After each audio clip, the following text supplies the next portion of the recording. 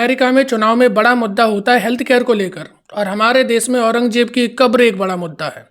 मुझे फ़र्क नहीं पड़ता कि औरंगजेब की कब्र होनी चाहिए या नहीं होनी चाहिए।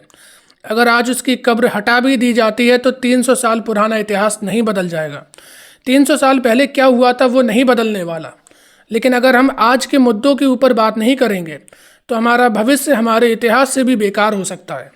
क्योंकि इंडिया एक ऐसी कंट्री है जहाँ पे हम बोलते हैं कि इंडिया कैंसर हब है, इंडिया डायबिटीज़ हब है, इंडिया बीपी हब है, इंडिया पॉल्यूशन का अड्डा बन चुका है। वाटर और एयर पॉल्यूशन की वजह से हर साल 25 लाख लोगों की जान चली जाती है। हमारे यहाँ पर 25% ऐसे बच्चे हैं जिन्हें की फैटी लीवर की प्रॉब्लम है, वो आगे चल के लीवर कैंसर में भी तब्दील हो सकता है। लेकिन हम हेल्थ केयर की बात नहीं करते, हम एजुकेशन की बात नहीं करते, हम बात करते हैं कि इतिहास में क्या हुआ था, जबकि हम उस इतिहास को बदल भी नहीं सकते। लेकिन हाँ, हम इतना ज़रूर कर सकते हैं कि हम अपने भविष्य को ज़रूर बना सकते हैं, लेकिन हम उसके ऊपर कोई भी ध्यान नहीं देते। भारत बदलना है कि तीसरे एपिसोड में आपका स्वागत है, जहाँ पे कि हम हेल्थ केयर की बात करेंगे, पब्लिक की भी बात करेंगे, प्राइवेट की भी बात करेंगे, इनकी क्या प्रॉब्लम है उनकी भी बात करेंगे। और ये मुद्दा इसलिए ज़्यादा ज़रूरी हो जाता है क्योंकि अगर किसी भी देश का हेल्थ केयर सिस्टम अच्छा नहीं होगा तो वहाँ के लोगों को फ्री और affordable health care, qualitative health care नहीं मिल पाएगा, जिसकी वजह से वो एक अच्छा ह्यूमन रिसोर्स नहीं बन पाएंगे। और जिस देश के लोग बीमार रहेंगे, अस्वस्थ रहेंगे, उनके शरीर में क्षमताएं नहीं होंगी, उनकी बुद्धि का विकास नहीं होगा, वो देश विश्व गुरु तो छोड़ ही दो, बल्कि एक बेहतर देश भी नहीं बन सकता। एक अच्छे इंफ्रास्ट्रक्चर वाला, एक अच्छी मानसिकता वाला देश वो कभी भी नहीं बन सकता। पहले हम गवर्नमेंट हेल्थ केयर की बात करते हैं। हमारे यहाँ पे बहुत ज़्यादा डॉक्टर हर साल प्रोड्यूस करे जाते हैं, लेकिन जब हम क्वालिटेटिव डॉक्टर की बात करते हैं, एक टेक्निकल स्टाफ की बात करते हैं, अभी भी हमारे देश में इसकी बहुत कमी है। गवर्नमेंट हॉस्पिटल की अगर बात करी जाए तो ज़िले में एक बड़ा सरकारी अस्पताल होता है, फिर जो तहसील होते हैं, थाना होते हैं, वहाँ पर एक छोटे छोटे अस्पताल बनाए जाते हैं। जबकि सरकार का ये कहना था कि जो गांव होते हैं, गांव में एक प्राइमरी हेल्थ केयर सेंटर होना चाहिए, उस प्राइमरी हेल्थ केयर सेंटर में कम से कम 10 बेड होने चाहिए। लेकिन जब ग्राउंड रियलिटी चेक करते हो तो वहाँ पर कुछ भी नहीं होता। यहाँ तक कि जो दवाई आती हैं उनकी कालाबाजारी होती है, जो डॉक्टर होते हैं वो कभी नहीं आते। हाँ, महीने में एक बार ज़रूर आ जाते हैं, रजिस्टर पर साइन करते हैं और अपनी तनख्वाह उठा लेते हैं। और प्राइमरी हेल्थ केयर सेंटर का क्या होता है जानते हो? गाँव में जो फंक्शन होते हैं उनके काम पर आ जाता है। अगर बेड डलवा दिए होते तो बेड का भी अच्छा इस्तेमाल हो ही जाता, ओयो की या किसी कोई होटल्स की ज़रूरत भी नहीं पड़ती।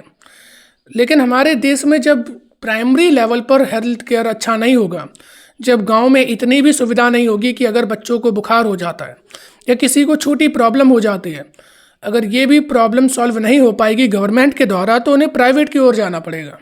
लेकिन अभी हम सरकारी की बात करते हैं, फिर प्राइवेट की करेंगे। सरकारी में अगर हम जिला लेवल के भी अस्पताल की बात करें, क्योंकि जिला में केवल एक आपने अच्छा हॉस्पिटल बना दिया, वहीं पर रेगुलर चेकिंग होती है तो वहाँ पर डॉक्टर भी अच्छे से काम करते हैं, बट उसकी रियलिटी क्या है? ज़्यादा ओवरबर्डन होने की वजह से एक अगर पेशेंट को छोटी सी भी प्रॉब्लम है, उसके लिए पहले उसे घंटे पर्ची की लाइन में लगना पड़ेगा, फिर उसे डॉक्टर की लाइन में लगना पड़ेगा, दवाई लेने के लिए दवाई की लाइन में लगना पड़ेगा, और अगर कोई रिपोर्ट करानी है तो उसकी लाइन में भी लगना पड़ेगा। मतलब कि अगर एक छोटी बीमारी का आपको इलाज कराना है तो आपको 3-4 घंटे लाइन में भुगतने ही पड़ेंगे। और डॉक्टर आपको कैसे देखेगा पता है? क्योंकि सरकारी अस्पताल के डॉक्टर जानते हैं कि पूरे ज़िले में वो अपनी चीज़ को लेकर फेमस हैं। जैसे कि आपको भी पता होगा, आपके ज़िले में कुछ डॉक्टर फेमस होते हैं, कोई दांत का होता है, कोई आँख का होता है, अलग अलग चीज़ के डॉक्टर होते हैं। वो डॉक्टर ये जानते हैं कि अगर हमने इसका यहाँ पर इलाज कर दिया तो ये मेरी प्राइवेट क्लिनिक पे नहीं आएगा। और बहुत से तो ऐसे डॉक्टर होते हैं जो सरकारी अस्पताल में जो मरीज आते हैं उन्हें अपनी प्राइवेट क्लिनिक का पता देते हैं। ये देश में खुलेआम हो रहा है, लेकिन इसके विरुद्ध कोई भी आवाज़ नहीं उठाता। यहाँ तक कि डॉक्टर परेशान करने के लिए ऐसी दवाइयाँ लिखते हैं जो कि सरकारी अस्पताल के अंदर उपलब्ध नहीं होती, ऐसी रिपोर्ट लिखते हैं जो कि सरकारी अस्पताल के अंदर मशीनें नहीं होती, तो मजबूरन उन्हें प्राइवेट क्लिनिक पर ही जाना पड़ता है। ये तो होगी सरकारी की छोटी सी बात है। अब हम जरा बात कर लेते हैं, अगर हम प्राइमरी लेवल पर आते हैं, गांव के लेवल पर आते हैं। जैसा कि अभी हमने बात करी थी कि डॉक्टर भी नहीं आते। अब गांव में होता क्या है कि इंडिया की जो 70% अप्रॉक्स पॉपुलेशन है वो गांव में रहती है, और इनमें से भी जो 50% से ज़्यादा लोग हैं उनकी इनकम महीने के 5,000 रुपये से कम होती है। अब जब इनकी इनकम इतनी ज़्यादा कम है तो ये हेल्थ केयर के ऊपर कैसे रुपए खर्च कर पाएंगे, ये कैसे हेल्थ केयर को अफोर्ड कर पाएंगे। इनकम जो इंडिया में बढ़ रही है वो 3 से 5%, और वहीं पर मेडिकल इन्फ्लेशन है 10%, दुगने से भी ज़्यादा है। तो अब किस तरीके से एक आम आदमी, एक गरीब आदमी हेल्थ केयर को अफोर्ड कर सकता है। लेकिन जब किसी के परिवारजनों को कुछ भी प्रॉब्लम होती है तो वो रुपए नहीं देखते, ये देखते किसी तरीके से हम इसकी जान बचा सकें या इसका स्वास्थ्य हम ठीक करवा सकें। तो वो कितना भी रुपए बहाने को तैयार हो जाते हैं। कुछ ऑफिशियल डेटा या रिपोर्ट बताते हैं कि 75% हमारे देश के लोग ऐसे हैं जो कि लोन में, कर्जे में चले जाते हैं जब वो मेडिकल का बिल भरते हैं। अब ये हमारा ऐसा देश है जहाँ पर 100 करोड़ लोग न्यूट्रिशन रिच फूड अफोर्ड नहीं कर सकते, जहाँ पर 86 करोड़ लोगों को खुद सरकार राशन मुहैया कराती है। तो इनसे आप क्या उम्मीद कर सकते हो कि ये हेल्थ केयर अफोर्ड कर पाएंगे? क्योंकि सरकारी हेल्थ केयर अच्छी ना होने की वजह से क्वालिटी उनमें मिसिंग होती है, तो इन्हें मजबूरन भागना पड़ता है प्राइवेट की तरफ। अब सरकार के ये भी बोल सकते हो कि आयुष्मान कार्ड जैसी कई हेल्थ इंश्योरेंस योजनाएं भी चलाई जाती हैं, लेकिन सही मायने में इनका भी कोई यूज़ नहीं है। बहुत सारे हॉस्पिटल, प्राइवेट हॉस्पिटल भी इसके साथ टाई अप जरूर करते हैं, लेकिन टाइम पर डॉक्टर को आयुष्मान की जो भी सरकार को पे करना होता है बिल, हॉस्पिटल्स को और डॉक्टर को पे नहीं करा जाता। और ये जो पेशेंट आते हैं इनकी महीनों की वेटिंग लग जाती है। अगर मुझे आज कोई अर्जेंसी है, इमरजेंसी है, तो क्या मैं महीनों की वेटिंग लिस्ट में जाऊंगा या फिर प्राइवेट में एक मोटा बिल देकर जो भी हमारा पेशेंट है उसका इलाज करवाएंगे? यहाँ पर ये सबसे बड़ा सवाल खड़ा होता है। और 50% गाँव की पॉपुलेशन ऐसी है जिसके पास कोई भी मेडिकल हेल्थ केयर इंश्योरेंस बिल्कुल भी नहीं है, और जिनके पास है उनका वो कोई काम का नहीं है। और ये मेरा पर्सनल एक्सपीरियंस है। और ज़रा अब बात कर लेते हैं प्राइवेट की। प्राइवेट की तो बात ही बहुत अलग है। देखो, प्राइवेट हॉस्पिटल कभी भी तुम्हें गांव के इलाके में नहीं मिलेंगे, क्योंकि उन्हें पता है कि ग्रामीण जो लोग होते हैं उनकी सैलरी या इनकम बहुत कम होती है, जिसकी वजह से ये लोग खर्च कर नहीं पाएंगे। तो प्राइवेट हॉस्पिटल को कोई भी उनसे प्रॉफिट होता है नहीं। इसी वजह से बड़ी सिटीज़ जो होती हैं, बड़े शहर होते हैं, वहाँ पर प्राइवेट हॉस्पिटल होते हैं। एक दिन का बेड का चार्ज 3,000 5,000 रुपये नॉर्मल मिनिमम होता है। फिर डॉक्टर की फ़ीस अलग होती है, कई एक्स्ट्रा जो चार्जेस होते हैं वो अलग लग जाते हैं। और फिर इनका जो टेक्निकल स्टाफ होता है उसकी बताता हूँ। ये मेरे खुद के एक्सपीरियंस है जो मैंने नोट करे हैं। जो बच्चे बीएससी कर रहे होते हैं वो यहाँ पे आके नर्सिंग का काम करते हैं, कंपाउंडर का करते हैं। उन्हें 8 से 10 घंटे उनकी जॉब होती है, और इतनी ही उनकी महीने की सैलरी 8 से 10,000 रुपये होती है। कम सैलरी में ज़्यादा काम इनसे करवाया जाता है। अब जब ज़्यादा काम करवाया जाता है तो कुछ ऐसे भी होते हैं जो पार्ट टाइम भी जॉब करते हैं, कॉलेज भी जाते हैं, तो इनके पास टाइम नहीं बचता। तो अब ये किस तरीके से अपनी स्किल में और बेहतर हो सकते हैं, किस तरीके से ये लोग पेशेंट का अच्छी तरीके से ख्याल रख पाएंगे, क्योंकि ये लोग खुद ही बहुत ज़्यादा थक जाते हैं इनकी सैलरी कम होने की वजह से। और वहीं जो डॉक्टर होते हैं, जिनका हॉस्पिटल होता है या जो बड़े डॉक्टर होते हैं, वो आते हैं, बस 5 मिनट मुश्किल से पेशेंट को मिलते हैं और चले जाते हैं।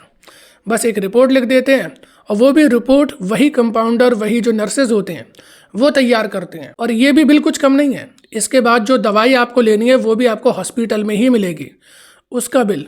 फिर आपको जो भी रिपोर्ट करानी है या फिर सिटी स्कैन वगैरह जो भी रिपोर्ट होती हैं वो अगर आपको करानी है, उसके लिए आपको हॉस्पिटल से ही टाई अप जो लैबोरेटरीज होती हैं वहाँ पर जांच करानी है। वो भी बाहर के मुकाबले ज़्यादा इन्फ्लेटेड होती हैं, उनके रेट ज़्यादा होते हैं, लेकिन आपको वहीं से कराना ही पड़ेगा। तो इस तरीके से प्राइवेट हॉस्पिटल लूट करते हैं।